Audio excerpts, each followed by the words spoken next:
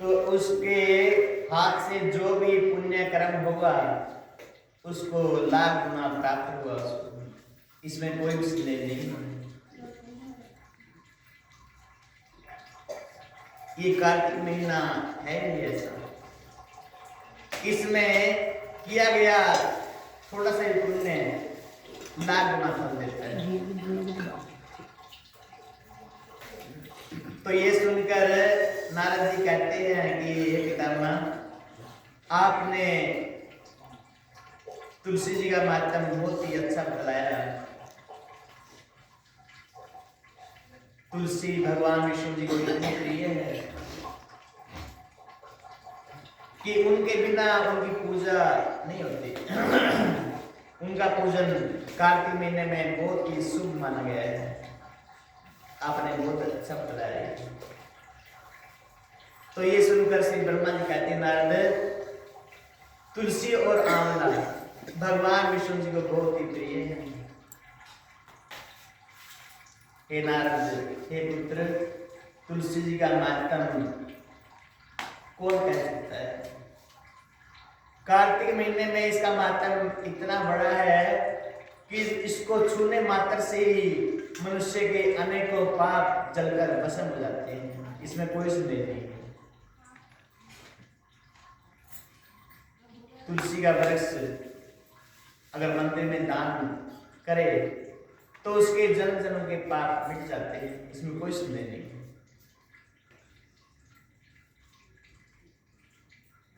और गृहस्थी वाले को तो तुलसी का वृक्ष अपने घर में जरूर लगाना चाहिए। इसमें एक पुरातन कथा है। हे नारद, तुम मन लगाकर सुनो, मैं तुमसे कुछ भी छिपा कर नहीं रखूंगा। सुनो नारद, कार्तिक मास का व्रत करने वाले लोगों को इस कथा का थोड़ा सा भी अंश उनके कानों में अगर पड़े तो जन्म जन्म के पाप उनके धुल जाएंगे। हे नारद, धन्य है वो मनुष्य जो कार्तिक स्नान करते हैं, भगवान जी की सुंदर कथाएं सुनते हैं। ऐसा करने से उनके किए गए पाप सब नष्ट हो जाते हैं। इसमें कोई संदेह नहीं। सुनो नारद, तुलसी जी का मातम इतना बड़ा है।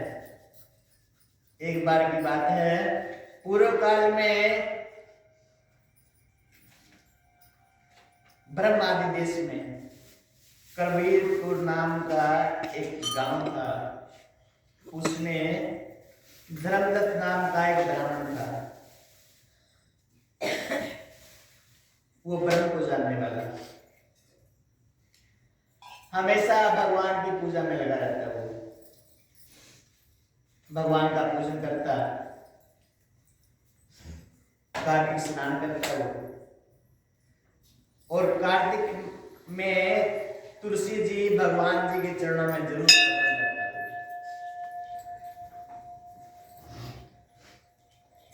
और ओम नमो भगवते वासुदेवाय, ओम नमो भगवते वासुदेवाय, ओम नमो भगवते वासुदेवाय, ओम नमो भगवते वासुदेवाय। इस मंत्र से वो सदा जाप करता है, अतिथि सत्कार करता है। अगर कोई उसके घर पर आ गया तो उसको बिना भोजन किए नहीं जाने देता था। ब्रह्मा जी कहते हैं, नारद, अतिथि सत्कार बहुत ही बड़ा होता है। घर पर कोई भी आए, चाहे दुश्मन भी क्यों ना आए, घर पर उसका भी आदर करना चाहिए। जिस घर से अतिथि निराश होकर लौटता है या जहां पर उसका अनादर होता है अतिथि का,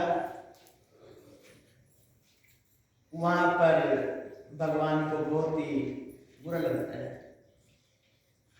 और वो अतिथि अपना पाप उसको दे जाता है और उसका पुण्य कर्म ले जाता है। इस तरह से हे नारद, कभी भी अतिथि का अनादर नहीं करना चाहिए।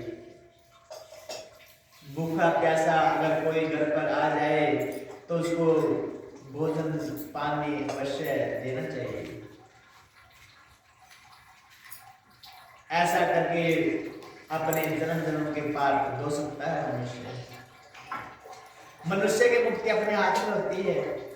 हे नारद, अगर वो नियम से रहे, अच्छे कर्म करे, मिठी वाणी बोले, अच्छा व्यवहार रखे, चुगलखोरों से दूर रहे, कार्तिक महीना उसके लिए बहुत ही शुभ फलदायक बन जाता है और उसके किए गए पुण्य कर्म को अनेक गुना फल देते हैं और जन्म जन्म उसको धन लक्ष्मी, अच्छा परिवार, वैभव, वाहन, भूमि, जायदाद का लाभ होता है। एक बार की बात है, हे नारद, वो ब्राह्मण जो है पूजन के लिए जा रहा था मंदिर में, ब्रह्म मुहूर्त था। सुबह जल्दी उठ के नहा धो के ब्राह्मण जल का लोटा हाथ में ले रखा उसने और लोटे में जल में तुलसी दल गिरा हुआ था, तुलसी दल था उसमें। जाप करते हुए जा रहा था भगवान जी का ओम नमो भगवते वासुदेवाय, ओम नमो भगवते वासुदेवाय, ओम नमो भगवते वासुदेवाय, ओम इस नमो मंत्र का जाप भगवते करते हुए ब्राह्मण वासुदेवाय। जा रहा था। तो उसके सामने एक बहुत ही भयंकर राक्षसी आकर खड़ी हो गई। राक्षसी वो बहुत ही क्रोध में थी। ऐसे लग रहा था ब्राह्मण को कि वो उसको खा जाएगी। ब्राह्मण उसको देखकर डर गया और तो कुछ उसको सूझा नहीं ब्राह्मण को। वो जो जल का लोटा था वही उसके ऊपर फेंक दिया। ब्राह्मण डर के मारे तो उस राक्षसी को अपने पूरे पूर्व जन्म का ज्ञान वो आ गया।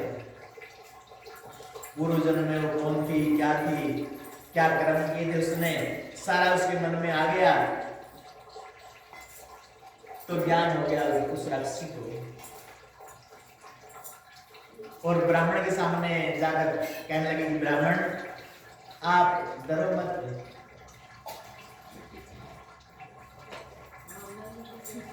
हे ब्राह्मण, तुमने मेरा बहुत ही भला किया है। ये जल जो मेरे ऊपर तुमने फेंका है, इससे मुझे पूर्व जन्म की शुद्ध अनुभव आई।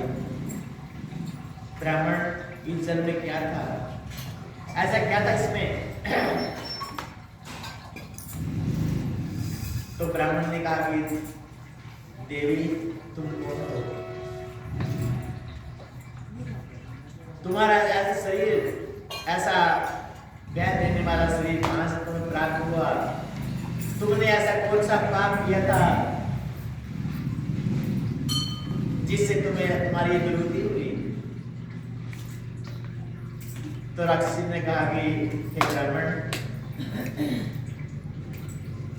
पूर्व जन्म की मुझे याद है। पूर्व जन्म में मैंने बहुत बुरे कर्म किए। अब मेरी उत्तर करनी कैसी होगी? तो धर्मदत्त बोला ब्राह्मण कि हे देवी, तुम अपने बारे में बताओ, तुम्हारी दशा कैसी हुई, कौन हो, सब मुझे कहो। फिर तो ब्राह्मण का डर भी जाता रहा और उसे बात करने लगा ब्राह्मण। तो उस राक्षसी ने कहा कि सुनो ब्राह्मण, पिछले जन्म में मैं सौराष्ट्र नामक नगर में भिक्षु नाम का एक ब्राह्मण था, मैं उसकी पत्नी थी। कला नाम था मेरा। दया भावना मुझ में बिल्कुल नहीं थी, दया भाव मुझ में नहीं थे। मैं बहुत ही कठोर थी। कठोर वाणी निकलती मेरे मुख से। मैंने कभी मीठी वाणी नहीं बोली, किसी से भी नहीं बोली। सबसे लड़ाई झगड़ा करती रहती। और तो किसका मैं भला करूंगी, मैंने अपने पति का भला भी नहीं किया, कभी उससे मीठे वचन नहीं बोले मैंने, बस मुझे तो लड़ाई प्यारी थी। धीरे धीरे दिन बीते, ये देखकर मेरा पति बहुत ही मुझसे परेशान रहने लगा और मुझसे परेशान होकर हे ब्राह्मण, उन्होंने जो है दूसरे विवाह करने का इरादा कर लिया। जब ये मैंने सुना तो मैंने गुस्से में आकर जहर खाकर अपने प्राण छोड़ दिए। यमराज के दूत मुझे बांधकर घसीटते हुए ले चले यमपुरी को।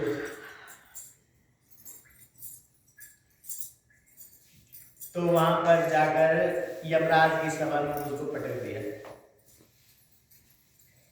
यमराज ऊंचे सिंहासन पर बैठे हुए, बहुत ही भयंकर रूप था उनका, डरावना रूप था।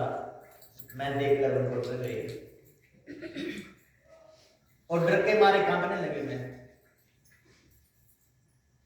यमराज ने मेघवाणी में चित्रगुप्त को कहा, हे चित्रगुप्त, ये पापी कौन आया है, इसके बारे में इसका लेखा जोखा बताओ, क्या कर्म किया इसने, सब मुझे बताओ। चित्रगुप्त ने कहा कि हे स्वामी, इसने अपने जीवन में कोई भी शुभ कर्म नहीं किया, पाप ही पाप किया इसने कभी किसी का भला नहीं किया, कभी कोई दान, कभी कोई पुण्य कर्म नहीं किया इसने अपने हाथ से। अन्न का दान, जल का दान कभी नहीं किया। और तो और ये अपने पति के साथ भी लड़ाई करती रही। हे प्रभु, इसको लड़ाई प्यारी थी, हर समय किसी की चुगली करने में लगी रहती, कभी भगवान का नाम इसने अपने मुख से नहीं लिया। हे प्रभु, ये जिस थाली में, जिस पात्र में भोजन बनाती उसी में खा लेती, ऐसा पाप कर्म इन्होंने किया है, किसी की प्यारी नहीं की। इसको तो हे प्रभु ऐसा करो, विष्ठा खाने वाली सूरी का रूप दे दो इसको, सारी योनि भोग, ये सारे नरक भोग कर इसको सूर्य की योनि में डाल दो। पहले ही नरकों में जाएगी, सारे नरक भोग कर बाद में सूर्य की योनि में जाएगी। और इसके बाद ये प्रभु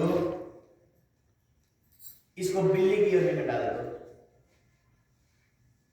क्योंकि खुद ये अच्छा भोजन खाती रही, कभी भी इसने अपने पति को भी अच्छा भोजन नहीं दिया।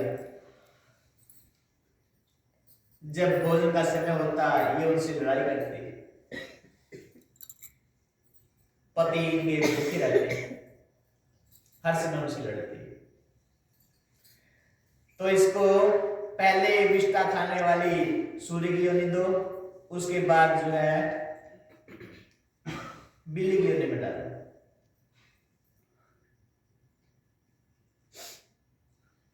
और उसके बाद हे यमराज, इसको जो है राक्षस बना दो, राक्षसी रूप धारण कर रूप दे दो इसको।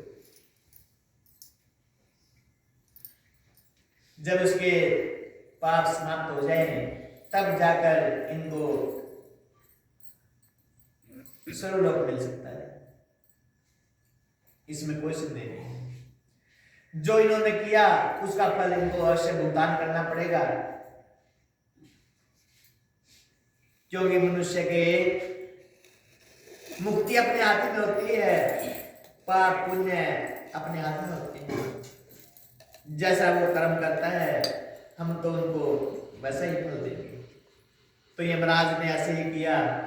चित्रगुप्त की बात सुनकर उसको पहले सूर्य की योनि मिली, उसके बाद बिल्ली की योनि मिली, उस राक्षसी ने कहा कि ये ब्राह्मण, दोनों योनि मुझे बहुत ही दुख देने वाली थी, अब ये तीसरी योनि में मैं आई हूं राक्षसी बनकर, इसमें भी मुझे बहुत ही दुख होता है। देखो ब्राह्मण, इस वन में कितने सुंदर फूल लगे हुए हैं, फल फूल हैं, मगर इनको मैं खा नहीं सकती। निर्मल शीतल जल बह रहा है, मैं इसको पी नहीं सकती, मैं बहुत ही दुखी हूं, मेरा उद्धार करो। ब्राह्मण ने सुना, उसके मन में दया आ गई। धर्मदत्त बोला कि हे देवी, तुम चिंता मत करो, तुम्हारे सब पाप जो है अक्षय हो जाएंगे। तीर्थ करने से, दान करने से, व्रत करने से मनुष्य के अनेकों पाप जलकर भस्म होते हैं। तुम चिंता मत करो, मैं तुम्हारा उद्धार करूंगा। हे देवी, मैं और तो कुछ तुम्हें दे नहीं सकता, हाँ मैंने अपने जीवन में जो भी कार्तिक स्नान किया है, पूरे जीवन का कार्तिक स्नान किया, जो भी भगवान की पूजन किया मैंने, उसमें से आधा फल मैं आपको अर्पण करता हूं, देता हूं। पूरे जीवन के कार्तिक स्नान का आधा फल मैं तुमको देता हूं। ऐसे बोल के धर्मदत्त ने अपने हाथ में जल लिया, तुलसीदास से जो लोटा उसके हाथ में था, थोड़ा सा जल लेकर ब्राह्मण ने संकल्प कर दिया और कहा ब्राह्मण ने कि ये भगवान, इसका उद्धार करो, मैं आधा कार्तिक स्नान का फल इसे अर्पण करता हूं। ऐसा कह के ब्राह्मण ने जल छोड़ दिया, उसके ऊपर फेंक दिया। उस राक्षसी का सुंदर शरीर हो गया, लक्ष्मी जी के समान सुंदर हो गई वो, प्रेत योनि से छूट गई वो राक्षसी, और जलती हुई अग्नि के समान दिव्य रूप हो गया उसका। सुंदर वस्त्र धारण किए हुए ब्राह्मण ने देखा कि एक सुंदर विमान आया और उस कला नाम की जो स्त्री थी उसको उसमें बिठाया गया। उसमें से धर्मराज के दूत उतरे, दो धर्मराज के दूत थे, उतरे नीचे, उस कला नाम की स्त्री को बिठाया गया। ब्राह्मण को एक सपना हो गया। ब्राह्मण ने अपने जीवन में कभी ऐसा नहीं देखा था। इतना सुंदर विमान, इतने सुंदर भगवान जी के दूत थे, वो बहुत ही सुंदर थे, मोहनी रूप था उनका, भगवान विष्णु जी की तरह लग रहे थे दोनों। तो जब कला नाम की स्त्री को उसमें बिठाया गया विमान में, तो उस ब्राह्मण ने कहा कि हे देव, तुम कौन हो और इसको कहां लेके जा रहे हो?